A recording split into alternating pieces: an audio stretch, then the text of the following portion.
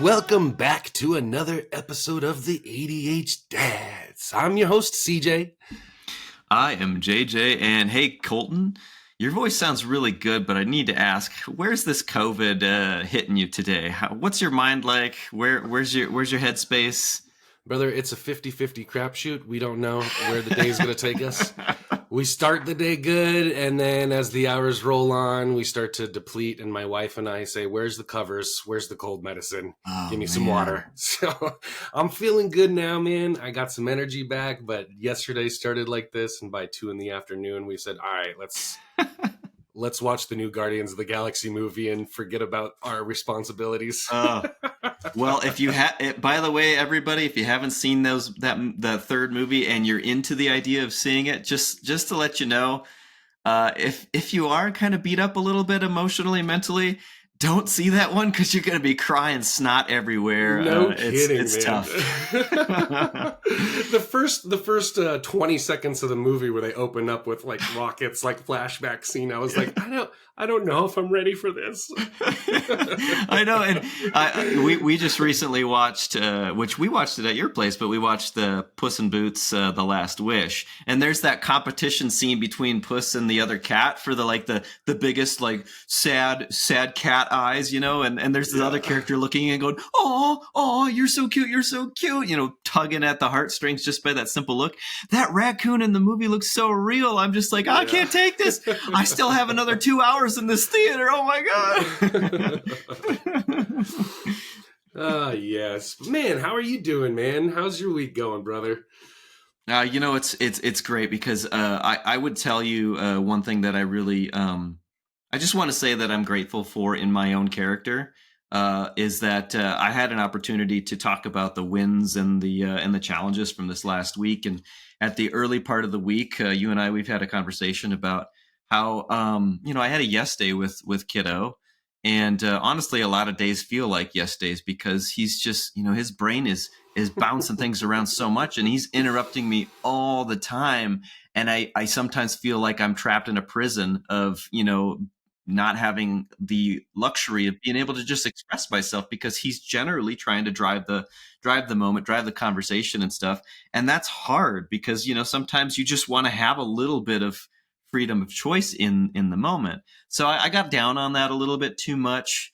And I told myself, like, this is a tough time. I'm struggling. And then by, I want to say Monday early or mid morning, that started to shift rapidly because I was able to talk about it with, good men like yourself and really identify remind myself of my core values in all of that. Like I am developing a long-term plan that is being implemented every single day with my kiddo. And sometimes you tell yourself one story in the moment that isn't indicative of, the next couple hours or the next day or the next week, whatever it is, because you've created core values that are going to pull you through that and strengthen what it is that you are telling yourself in that moment and shifting it to something positive in the future. So what does that look like exactly? Well, I had struggled with kiddo, but I also implemented this gamification system for him to identify his good habits, his positive behaviors, his uplifting others, his focus on external relationships, and making an effort every day to earn points based on those decisions and behaviors. And he's building up points every day based on this list of point opportunities we have. And he's also coming up with thoughts about how he can gain more points. And right now, sure, yeah, he's got a reward in mind. But the thing is I'm reminding myself, like, we're creating habits here. This is starting to feel good, not just because he's going to get something in the long run, but it's also resulting in happy, peaceful, safe, and kind moments between him and others.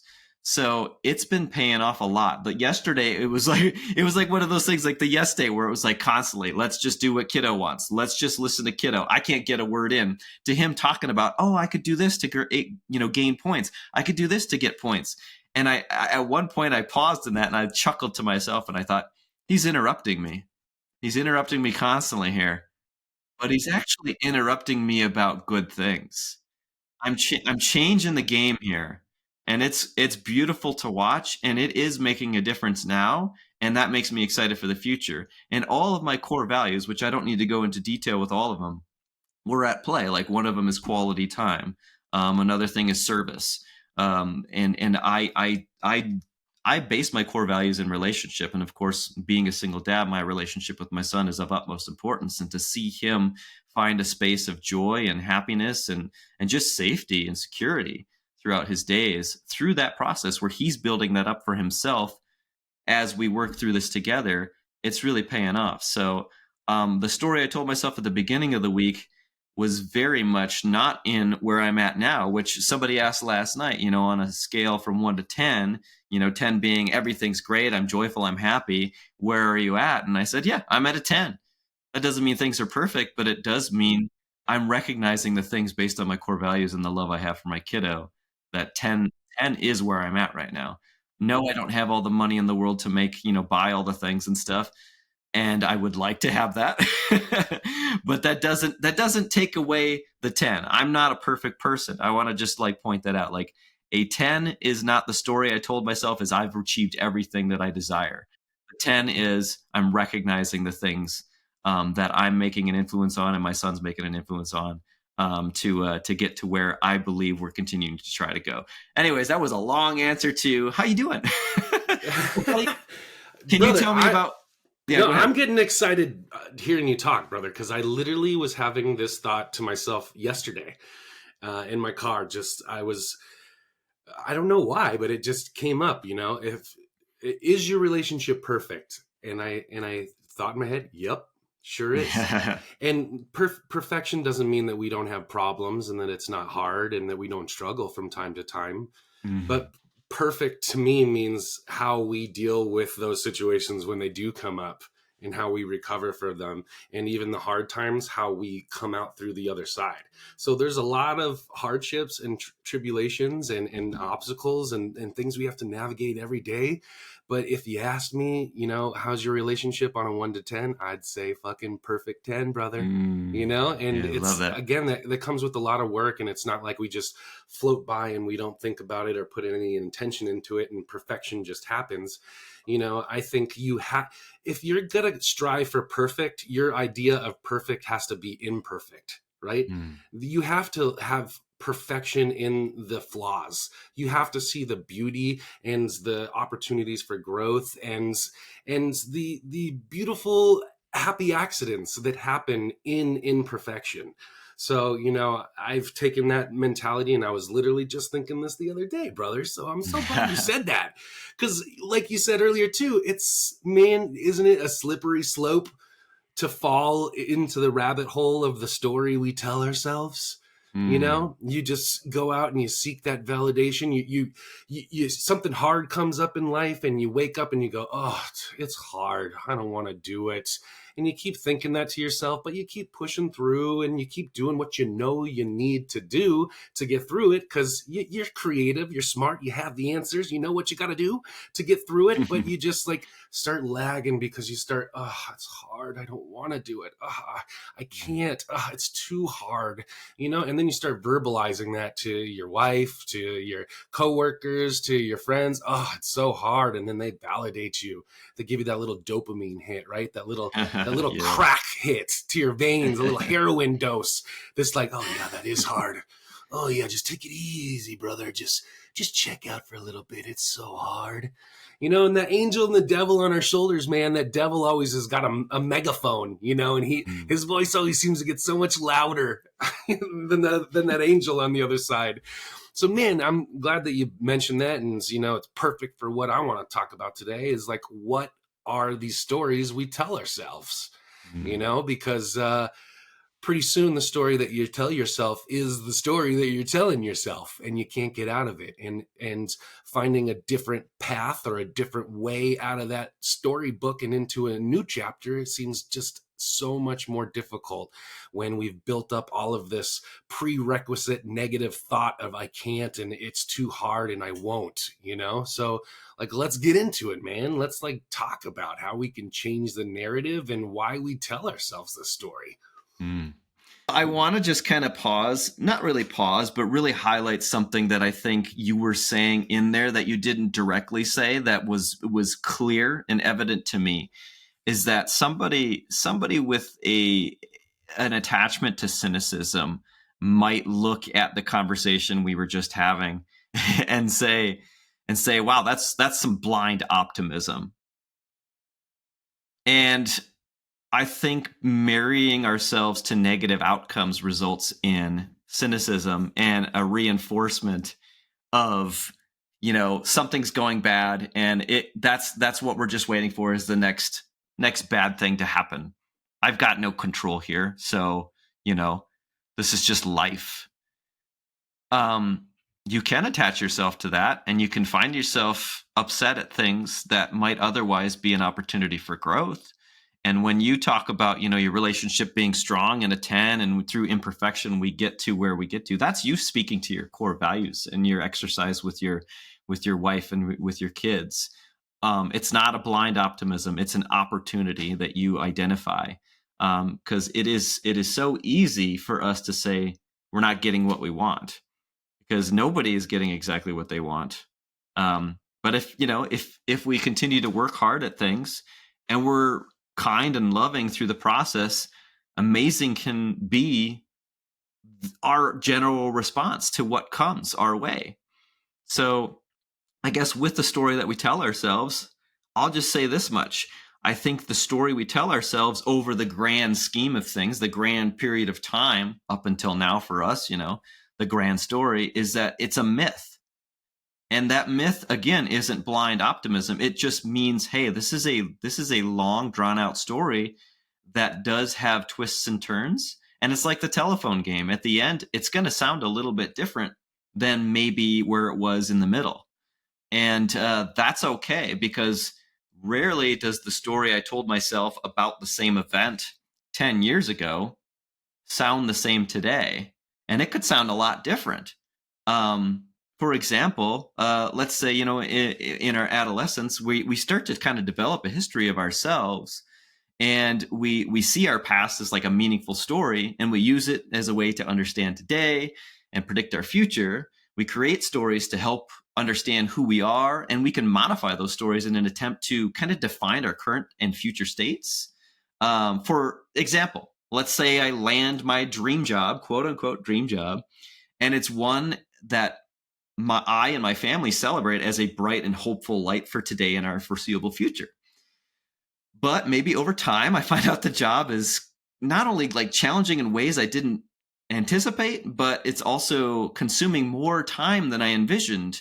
And so it starts to maybe strip away some of those other parts of my life that I want to maintain a healthy relationship with. Stresses at home become overwhelming, and maybe marriage is suffering. I could possibly change that story about landing the job as one that resulted in my marriage falling apart. So a story is often not fixed within, but it can take on a decisive form, which then can lead us to making real life decisions based on that current and assumptive narrative. I think that's one thing that's really important to point out here, is that a story can take its twists and turns, and it can go bad and go one direction, and we could really attach ourselves to that particular place we are and predict the future based on that negative. Or we can look at it as an opportunity to make a shift in life, say the story is now defining us in this way, and use it as a springboard to get to where we want to go. So I don't know, what can we do to create some great depth to our stories within, and how do our experiences and connections help us with our internal narrative? Well, brother, I think you just really identified something crucial there, which was, I think that our stories, they don't end, right? They take twists and turns, and maybe one chapter ends and a new one begins. But that's the lie we tell ourselves, is that we get to a point or something that's too overwhelming in our story, a twist, a turn, a plot twist, something comes out unexpected. And all of a sudden we think, well, this is the story. The story's over. This is my story now. This is the whole thing, the whole picture. Everything is told now, and this is how I have to live. There's no more growing. The character stops growing here because the story's over. and that's the miss, is that we tell ourselves that instead of realizing like, nope, this is a great opportunity for the character to grow. This is a great opportunity for him to set off on a new adventure or start a new chapter, but we just get so locked into the negativity of those unexpected moments that we just think, oh, well, this is what I'm telling myself. This is reality now, and I think where really great opportunity and growth comes is from how we can pivot and say like, oh, great, what's next for my character? How is this going to affect him and grow him and change him? I mean, you know what? We have a word, protagonist, right? A protagonist is a very strong word that represents the story we tell ourselves, our narrative identity within. But what about a personal meditative retreat can change or further enhance our story within? I would imagine that a combination of deep connection with others and the time and space to reflect on our own results in a more well-formed identity, right? So that protagonist, he looks great and all, or she looks great and all in our head sometimes as the driver of our story. But social connections and introspection combined really do shape our stories. Where might I be if I decide for myself alone, the identity within, when I know I am not alone? How much more powerful is my story when I welcome the stories from others? Yeah. I think we need that support, that collaboration, right? You need in Joseph Campbell's Heroes of a Thousand Faces, and since we're going off on literary references here, talking about the story we tell ourselves, air quotations, Joseph Campbell writes a lot about archetypes and story structure and stuff like that. And, in the hero's journey, just before the protagonist goes off from the regular world onto the call to adventure, what happens before that? The mentor comes in. Right? The mentor comes in and tells him about the gift he must receive to slay the monster, or the piece of knowledge he must go after to save his village. There's always someone that comes in there to give him a little bit of a piece of, this is where your story may take you. And that guy can either run from that, or he can meet that head on, or he can, fall into it, unintentionally, but I think that I don't think that we have to listen to the mentor, but I think that we should heed the mentor's advice. And I think that we should all have a mentor, whether it be a therapist, a partner, somebody that we can collaborate our stories and experiences with and share that and create a new story from those shared experiences, rather than trying to handle it like a lone wolf or be the student to the mentor without any sort of critical thinking. It's a fine line, brother. Yeah, and I mean, I wasn't thinking about this until you said all that, but Hollywood film makes millions of dollars doing the same story over and over again in a new and exciting way, hopefully. But that's the thing. Like the guy who has a criminal history and he's making bad decisions, and he quickly gets in a car to steal it, and then he's down 3 miles down the road and there's the babies in the back seat, and oh my gosh, this moment has forever just changed my story. What am I going to do? How do I take what I've done? And what is this, we won't call the baby the bomb, but this grenade thrown in the room that's completely changing my direction and my decisions now and possibly for the future. Like what am I doing? What am I telling myself that I need to do different based on what I have now in front of me? One thing that I wrote a note on is, we've all experienced that aha moment many times. Something's happening to audio. Roll sound. Rolling. Sound production, take 2. Action. I mean, we've all had like those aha moments, right? Many times.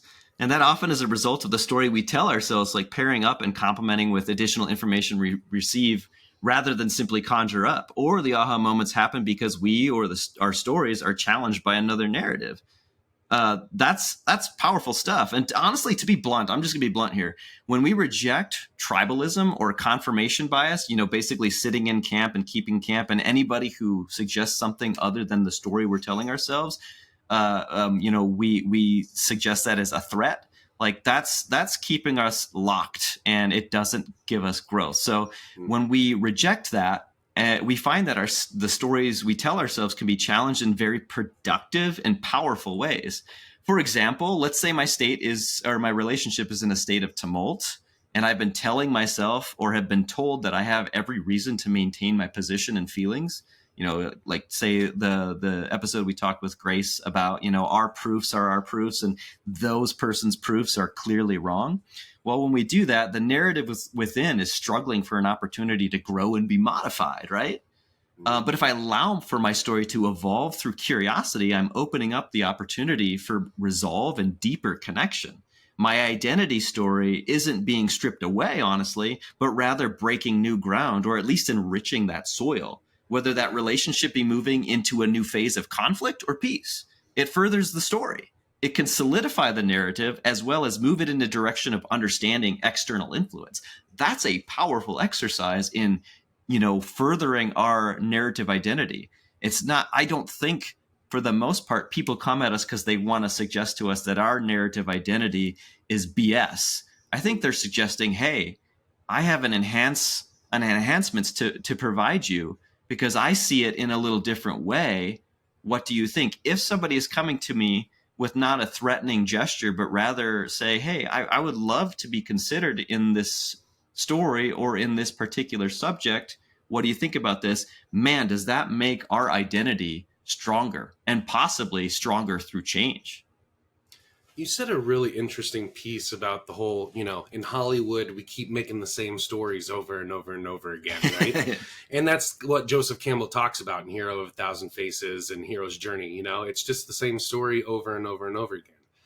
Why do we do that, JJ? I think it's human nature. It's comfortable, man. We know how the story ends. We know what the story is. We want to operate in the confines of that because it's safe, right? It's familiar. We know what that's like, and I think it's just human nature to want to repeat history because, well, at least we've been shown it. At least, even if we know it ends badly, at least we've been shown what it looks like. The fear of the unknown can be pretty powerful, man. It can be a pretty fear-inducing thing, if you don't feel ready or confident enough or strong enough to handle what you don't know is coming at you, right? So we often adhere to these stories that we tell ourselves, these pre-programmed behaviors of subconscious, because it's safer, it's easier, it's more comfortable than trying something new, than feeling uncomfortable, than venturing into the unknown. It sounds to me, like you're talking about the redemptive story, right? People love the underdog story, and we go through that every day. It's not necessarily because we're dealing with true, serious threat every day, but let's just say you sit down to game night with family, and you're not probably going into the game. Maybe if you're playing tic-tac-toe, you have a strategy that lasts like for a 5-second game and it never changes. But, chances are you're playing that game a little different because you learned and you're growing and you're trying to overcome something. You're trying to come out on top. You're trying to win. So we do that even in small moments every day. But that redemptive story, is a huge one. It's often a result of overcoming adversity or even suffering. So that's another part of our narrative identity is we could take that, or we could say, like, let's call it, maybe you're in the middle of the challenge and you had a story in your head about, well, I went back, let's go back to that moment of what I was saying earlier about I've got the dream job and this is my identity. This is my truth. This is my story. It's perfect. Everything's going great. And then something happens and it starts to get, let's use the word contaminated. My story is now contaminated. What's the outcome going to look like? Do I want to operate out of cynicism and feel like I don't have much control? And if that's the case, and I stay in that mindset, and that's the story I'm telling myself, there is a greater association with those stories to negative outcomes, right?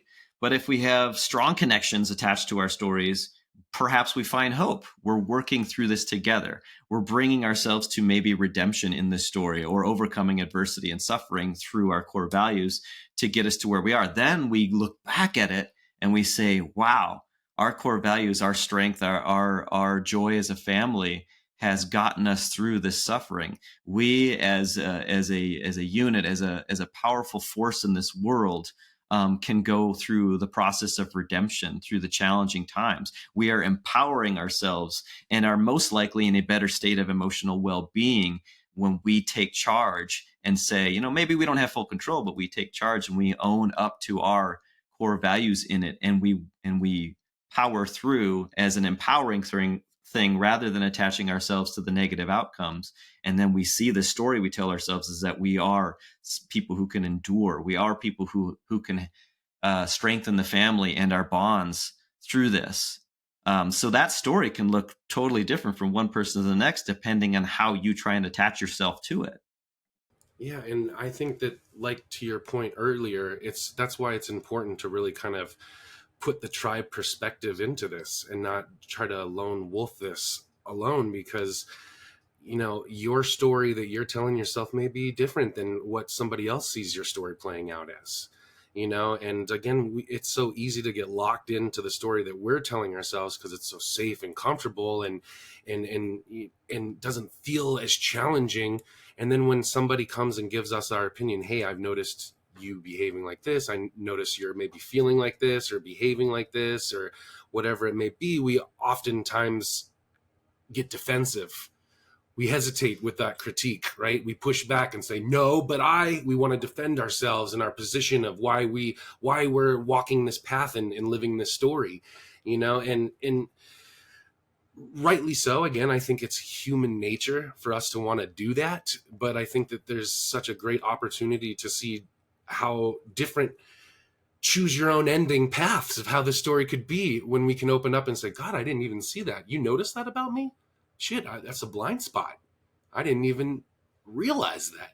And brother, I fell victim to this a long time. You guys have heard me talk about my dad on the show a few times, and the more that I talk about him on the show, JJ, we stop hitting record, and then I go, was I too hard on my dad? Maybe I didn't. Maybe I should have reworded that different, or And this comes like full force to me, brother. Having a honeymoon here and family celebrations with love, with my wife, and doing vows and stuff. Vows. VOWS. I hope that is the correct spelling too. Anyway, so just having my dad here. I haven't seen my dad since Thanksgiving, and we're in August now, so it's been almost 10 months, and my dad came out and got out of the car, and man, he was looking old. He's frail, man. He's walking his cane, and he's lost all this weight, and you can see his bones through his skin. He's got that translucent, geriatric skin nowadays. And it hit me, man, like a wave, like, whoa, like dad's getting old. It was like just the mortality and finiteness of life just like washed over me. And I almost just went into tears at the sight of him because he's just so white and old, and wow, it's humbling, so I've just been thinking a lot about my dad and, in our memories and stuff and all these things that I want to say to him, like I it's kind of scary to have that thought of like, I gotta say it, but I gotta say it, like it was right there in front of me, like, the time that we have left and the reminder of that. So I was really trying to be very intentional about some of the conversations that I had with him when he was here visiting with us for those 5 days. And those conversations have always made me really nervous, JJ, because the story that I was telling myself my whole life was that, I can't have those conversations with my dad. In the past and those experiences, whenever I would try to have some in-depth conversations about maybe his life or things that he could do different, wanted to do different, mistakes that he made, or just wanting to share some maybe deeper, intimate parts about his life, he would always kind of seem to get self-defensive and clamp up, and voices would get raised, and then it would be awkward for a month or two until we swept it under the rug and pretend it didn't happen, so I've always been trying to pull these conversations out, but it's been difficult bridging that generational gap between us and how we communicate. but I still don't stop trying, JJ. Whether it's me, trying to make progress, or I'm just being pig-headed, and not letting it go. But I got into some great conversations about what my dad and mom's relationship looked like during their divorce, and what my stepmom and dad's relationship looked like, and some harder times, and how my stepmom, viewed my relationship with her, and what things that maybe she would have liked to work on or had back or work on from now. And she really opened up, and my dad opened up about things that they have never before. And it was really Wow. cool to see that. And I left, they left, and it left me with this feeling of, wow, like so many things that I wasn't aware of, so many things happened to them in their childhoods that make so much sense in how they behaved in my childhood, that I had no awareness of, no just responsibility in trying to get to know. I just held this onto this story as a kid of, I'm not getting what I want or what I need, or I'm not being supported in the way that would help me grow, and I'm realizing the older that I get, JJ, and the further I go down this parenting path, that my dad really was intentional about a lot of those things, and he really did put in work to have conversations around topics that I just, maybe my hearing just didn't develop in a way that I could understand those words. It just sounded like Charlie Brown, just wop, wop, wop, wop, wop. And now, like, I grew to 30, and all of a sudden I can hear frequencies that I wasn't able to. And all of a sudden that wah, wah, wah is actually into words. And I'm like, oh, you've been saying words this whole time? My God. Maybe if I took the wax out of my ears, I could have understood it. But, we get so caught up in the stories that it's just not fair. He doesn't understand me. He doesn't get it. Where the story I really wish that I would have been telling myself more is, what's he trying to say? Well, let's ask about that. Let's listen a little bit more. He's trying to say something, and he thinks it's important. Maybe I should think it's important too. But those years are gone. I can't get them back, JJ. All I can do is try to move forward with a different story in my head, in my mind, but I wish that we could have had those conversations more, or that I would have been more open to it. Maybe it wasn't my dad and the words that he was using. Maybe it was me and how I was actively listening, and what I was, or maybe it was both. Let's both take responsibility here. Chances are it was both. But sometimes that may be the way of life. That may be the rules of the story. You know what I mean? But that doesn't mean that we can't find another mentor to help us listen, or another tool to help us slay that monster. It's up to us as the protagonist of the story to find the sword that's going to do the job, right? We have to be the ones that go out and find the mentor, find the armor, find the sword to slay the dragon. No one's just going to give it to you, man, Yeah. It's it's not help me, Obi-Wan Kenobi, you're my only hope. It's help me, you're my main source of hope. But I'm going to ask you a question, and I'm sure you'll have no problem being able to at least be open to answering it. But having gone through that very recently, and having the fear built up over the years of the story within, how do you suggest to somebody who says, hey, that's good and all, I'm glad that worked for you, but I know, air quotes, I know my parent, and bringing this up to them is just going to result in the same thing I've always received. There's no changing this person. I am not going to all of a sudden break new ground with somebody who's 70 years old, or however old they are. This is our relationship. I've accepted that. Another pause. Yet JJ froze up on me again. Okay. I've seen your picture pixelate, and I've been trying to determine whose internet connection is causing the challenge. But we're here. But I guess the thing is like, there is truth to the story within ourselves that we've been telling ourselves, of course. But does that mean that is the sole truth to our future? No, our story changes. So how do you challenge somebody to make that change, to challenge themselves, to make that connection? Well, JJ, I think you got to stop trying to write somebody else's story for them. You're a protagonist in your story, and you're only responsible for writing your own pages.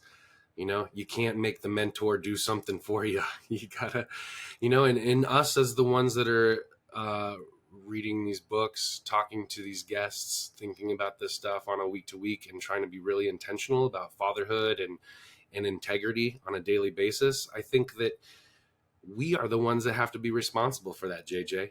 We can't give it to our parents and expect, well, they just always say the same thing. They always react this way. Well, then stop asking the same damn question.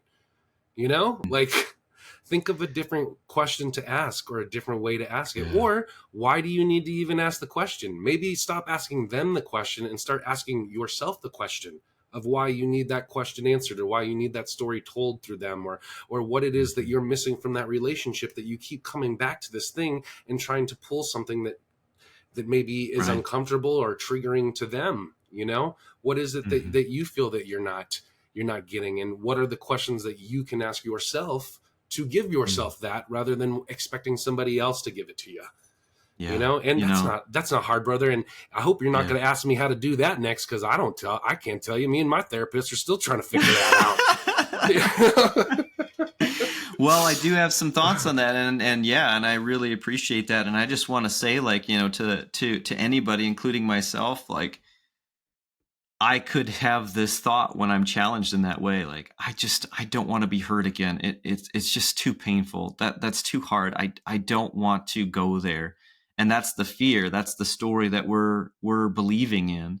And I understand that. I don't want to say, well, suck it up and get through it. If you want this to change, you got to change it, because sometimes it's just not the right time, because you are in a state of fear and you don't want to live in that fear, but you also are afraid of the real possibility of the truth you've experienced in the past. So you have to start to do what you said, the mental exercises to maybe get through that. So when you are in a state of fear, and granted, I am no genius in this area, and it will be harder than what I just state right now. But there's a beautiful book by John Acuff called Soundtracks. And I've asked myself these questions when I am kind of in that state of confusion where I let fear take over and I don't try and understand myself in it.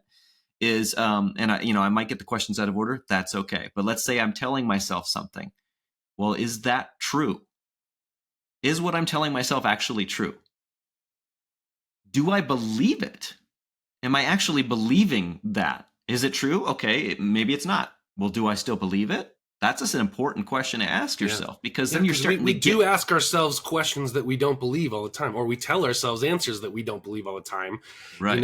For just some reason, we just go, okay, yeah, I don't believe that, but I'm going with it. And a big one for me in that series of questions is it kind? Like, that's really important, because too often we are just destroying ourselves by just, believing the fear and hurting ourselves further when we don't even really know what the outcome could be.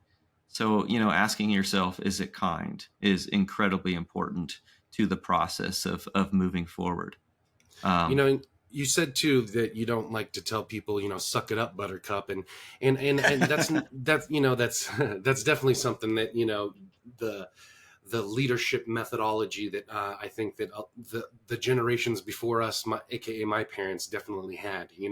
It was a suck it up, buttercup kind of, just do it, and it feels so like apathetic, right? Like, you don't care about any, don't you understand about how hard it is and how difficult it is for me to do, JJ? I just want to be validated. And I think that can be an important part of the process. I really do. Like, we all need that validation, that connection, humility, that understanding, right? But, I will also challenge us with that by saying that I do think that 90% of it is the mindset shift of just suck it up, buttercup. Just do it, man. Because again, we've wasted 90% of the time saying it's so hard, I can't. Buttercup is just too sweet and I can't suck it up. Like, it's just too hard for this buttercup to do it. But once you really believe and fall into the mindset of no, I can, and it's fucking easy. You know, Mm. that's when you can start accomplishing stuff. Yeah. You're just, and you're weighing yourself down with that rucksack of I can't do it, you know? And Yeah. as soon as you just take that off and you can eliminate, no, it's easy, and you just do it, you hop into it before you spiral down the rabbit hole of unconfidence and I can't, and I'm too tired and I don't want to get that workout in, it's too cold or whatever. That's when you know, you start harboring that self-resentment, that negativity, that self-hatred, you know, and you start closing yourself off to the outside perspectives of all the stories going on around you, because, you know, I don't even want to hear your opinion, because I know I'm so mad at myself right now because I didn't do the workout or the thing that I said that I'm going to. So this is my story. I don't even want to hear your opinion because I already know. You know, so I don't know, you know, though I don't want to ever take an apathetic approach. I definitely wouldn't with my wife. I would never say suck it up, buttercup, to my wife. Let's unpack that right now. Yeah. But, you know, I think at times we can reword it into a different way of, you know, listen, it's not as hard as you're making it to be. How can we give you confidence to believe that you can do this? Mm-hmm. So yeah, I mean that kind of helps a lot. In, you know, I mean, I mentioned John Acuff soundtracks. You could also talk about Bernard Meltzer. He had a call-in radio show where he talked about the same questions. Socrates said, you know, is it true? Is it kind? Is it necessary? Which is kind of what you were talking about. Is this a necessary thing? And then also another big part of that is it helpful? And then when you think about that from, again, the person who's like, I can't jump off this. I'm going to fall. I'm going to land on my face. It's going to crush me. You know, ask yourself these questions. Are all these things helpful? Are all these things, are these beliefs helpful? Or is this kind to yourself? You know, and when you get in that state of deciding, you know what, no, the fear is where I need to stay. You know, is that helpful for you? Is that where growth is happening? Just like you were saying.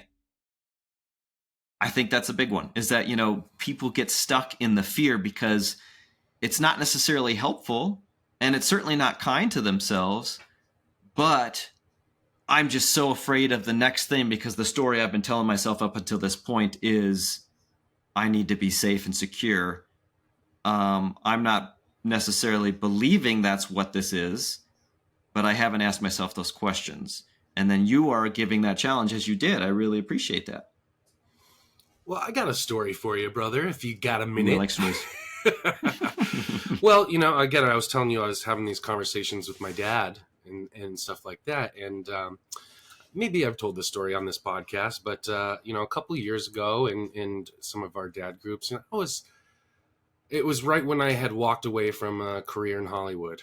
Right. And I decided it was COVID times, you know, the kids needed me home, and I was hearing a lot of talk from work of like, you know, screw your families and you're going to be working this and that and you're going to 90 hours and we're going to be going here and that. And, you know, I just, I want to be with the family. So I took I made the choice to step away from that.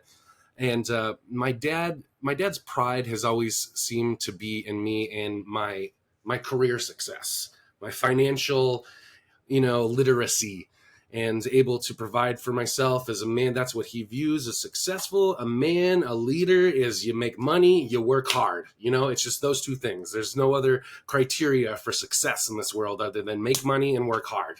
You know, so when I told him that I walked away from a career in Hollywood, you know, I could sense some apprehension there. You know, and it was just eating up in me. I was telling this story to myself. My dad's not proud of me. He's just, oh God, you know, he thinks I'm a loser, you know, like he doesn't agree with this, you know, and I just beat myself up with that story for months, man, you know, until one of my mentors said, you know, just call your dad and ask him, talk to him about this, tell him how you're feeling. And I said,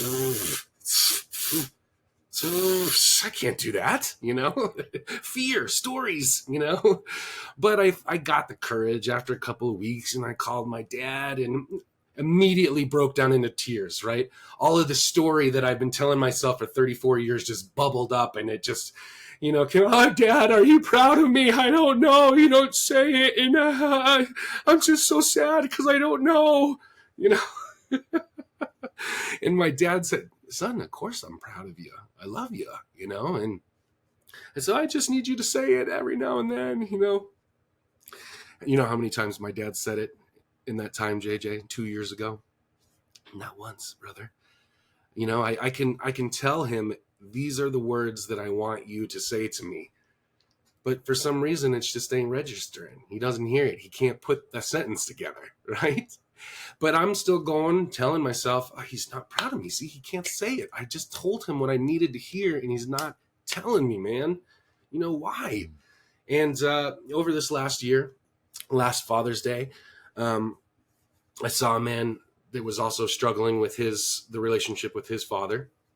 And we made a pact we're just going to write "I'm proud of you" letters to our dad for Father's Day, and instead of asking all these things that we need from him, maybe we're just going to give our dads what we want to get from them, and we're just going to give it to them, and see how that practice goes. Rather than asking for it or verbalizing it, we act on it, we live it, we exemplify it, and maybe it'll reflect back, right? Just like we do with our kids. Now that our parents are in their 70s, maybe we got to treat them a little bit like kiddos again. We got to lead by example, So I take this approach, and didn't ever hear back "I'm proud of you" from my dad, but I that was okay. I really felt at peace with it, JJ. I felt like, oh, okay, like, you know what? Maybe the story that I'm telling myself now and how this affects me, I'm starting to change a little bit, and I'm starting to be okay with it. I'm not, again, asking him to write my story. I'm writing it. I'm writing about what his character does for my character in my story. And when he was here and we were talking, and some of the conversations I had, I said, was there anything in your childhood that you felt like maybe you didn't get from your parents, or that you wish you had more of, or that you maybe resented them for, or a little bit? And my dad surprisingly said, no, it was great. And I said, because I've asked that question in the past, and my dad has said, my dad never said "I love you." He was just not good with saying "I love you."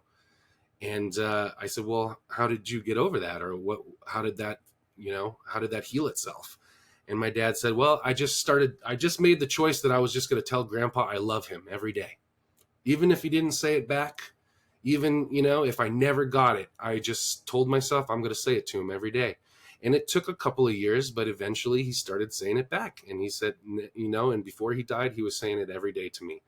And I thought, holy shit, JJ, my God, here I am, been telling myself the story my whole life about how my dad isn't capable or able to show up or have these conversations or reveal this information. And he doesn't want to get into these emotional, conversations. And here he is applying the same methodology that I am 30 years later. He didn't read 100 different self-help books or dad or parenting books. He just did it, and it just took him until his 50s to figure that out. But once he did, he said, you know what? I'm going to stop feeling like this. I'm going to stop telling myself this sad story that my dad doesn't love me, and I'm just going to love him. And through that exemplification, my dad got exactly what he wanted, using the exact same methods that I'm doing here, trying to teach other guys.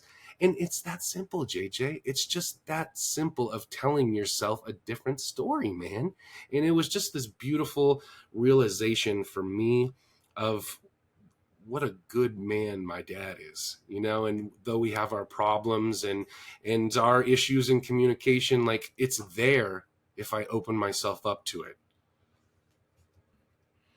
That's beautiful, brother, because you're right. Generational cycles are a real thing, and it's funny because some of the things we don't speak about that can make a world of difference are part of that generational cycle. So you too were telling yourselves a certain story about the relationship and what this is most likely, which you wish it was something different. And it just took a little bit of courage to push that further. And sorry, go ahead. So making that connection, or not making that connection, but making it heard and known, is a very brave thing for you. And I just want to say, to anybody out there who's fearful of that. It's not like it's going to be that way for everybody. But the major value that Colton is also expressing here is that he's telling himself that I have these core values. I have this, this goal to love on the people that I love, and I'm going to extend that to them because that's living up to what I believe in myself for this relationship.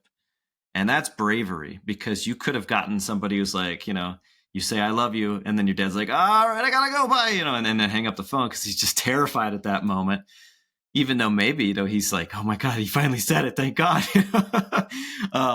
But you took that step, you took that leap of faith. And a lot of people are just hindered by the fear in that. And then they don't take that leap of faith, and they're not living out who they want so desperately to be and who they want somebody else to see them as. So when you do take that leap of faith, you are being yourself. You are being that courageous person who desires that relationship. And you might not get it exactly from this person or that person in the way that you had, maybe hoped for. But then if you look back on yourself and you tell a story about yourself, like, what is it that I'm doing? Well, I'm doing something. I'm living out my truth. I believe in that truth. It's very kind to myself to do that. And it is incredibly helpful for me to move forward. Just like the questions I mentioned earlier. You practiced all that and you executed. And my goodness, did you break some amazing bread there too. I still haven't gotten the I'm proud of you yet. But again, repetition, buddy, and patience. And I would say it to my dad, while he was here, out of the blue, or when we would hug, or he's going back to his hotel. I'm so proud of you, man. I'm so proud you're my dad. And when I would, my dad would kind of chuckle awkwardly. Oh, okay. And even my wife caught on. She came to me after the third day and she goes, why do you keep telling your dad you're proud of him?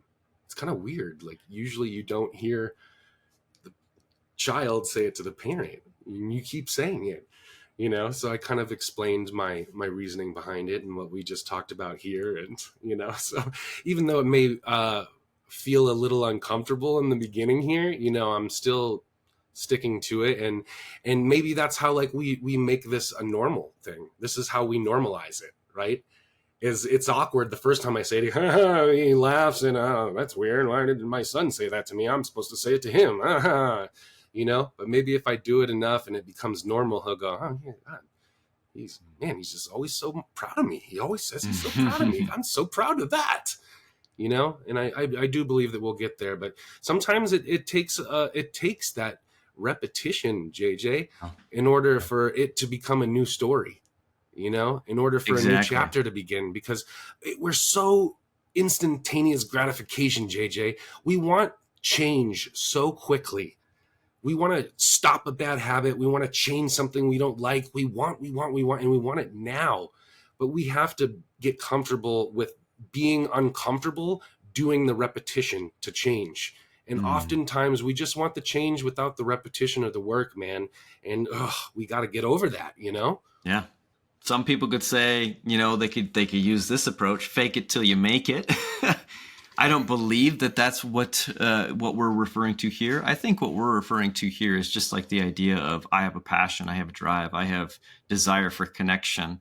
And here are the things that I know to be true about that connection. I believe in those things, and I'm going to express those things. And I'm going to further educate myself in those areas to make that enhanced, greater part of the journey through it, to also, convince the parties who are, or at least share with the parties who are also invested in this, that this is a truth that I'm expressing. And the more I express this and show, my proof of it, or at least my understanding of it, if it's kind and helpful to the situation, that's something that's going to be convincing to them. You're not arguing your case as much as you are expressing your value and your truth in this relationship. And that's something that's really hard to, completely deny and reject. With the parents thing and the proud, I think it is very common for, the story we've been told ourselves is, based on tradition, I need to have this box and this box and this box checked. It needs to be a full list full of checked items. And then pops out the proud statement. But, oh, wait, it's actually, and not to come down on our, Up on me again. I'm here. I'll keep recording it.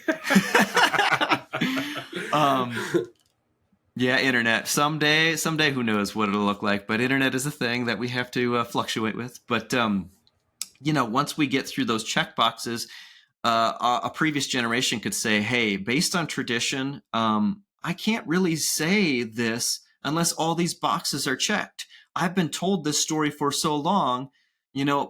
We got to have the picket fence, the white picket fence in the house with the 5 bedrooms and 400 bathrooms in order to get this fully checked. Oh shoot, no, I forgot. We also need to have a dog. It's not checked. I can't say I'm proud of my life yet because I haven't checked off all those boxes." And then, dare I suggest, sometimes our parents feel the shame because they're like, I am proud, but what about this stuff? What about this stuff? Damn it, I'm disappointed in myself for just kind of withholding. And then when you took that extension and actually extended that to your father, because you realize, like, here are my requirements: connection and love. I'm proud because we have that. Dad, you didn't achieve this, you didn't achieve that. I don't give a damn. I'm proud of you. This is who I am. I'm a person full of love. I'm proud of that. You helped me get there.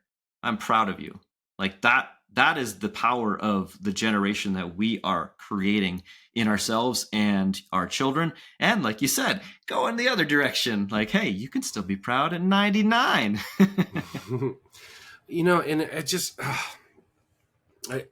we often oh man, I had a thought, JJ, and then it just poof. ADHDad! Part in the wind. I got it. So, I think the older that we get, the more boxes we want checked, right? Because, like, since we're very young, man, a little baby, we just start gathering these experiences to what we like and what we don't like, to start, compiling these judgments and preconceived experiences on everything that we go forward from there. Well, I didn't like that. I'm not touching the stove again. That burnt me. I'm not touching that. So, I like chocolate. Well, let's get some more sweets. What can I do to get more sweets? We just constantly, I like, don't like, compartmentalize, like, don't like, stay away from, get more of, and we just go on our lives. And the older that we get, again, more of those boxes, we start detailing it. We start compartmentalizing it. We start subcategorizing it. Well, I didn't like this about this, but I did like that about this. So, okay, in order for me to do this, I have to have this, but not this, and we just start, niching it so much to a point that it becomes unmanageable because there's so many boxes that we need to check before we allow ourselves to experience something, And how do we stop the buck and say, well, okay, my past experiences hurt me there. I had a negative connotation with that experience, but how do I let that go and start fresh now with an open mind and curiosity and willingness? Let's go back to that story where we tell ourselves and what shapes us. It's not just simply being alone and isolated. It's allowing for the stories that we collect from the connections we have to create a greater story for our future.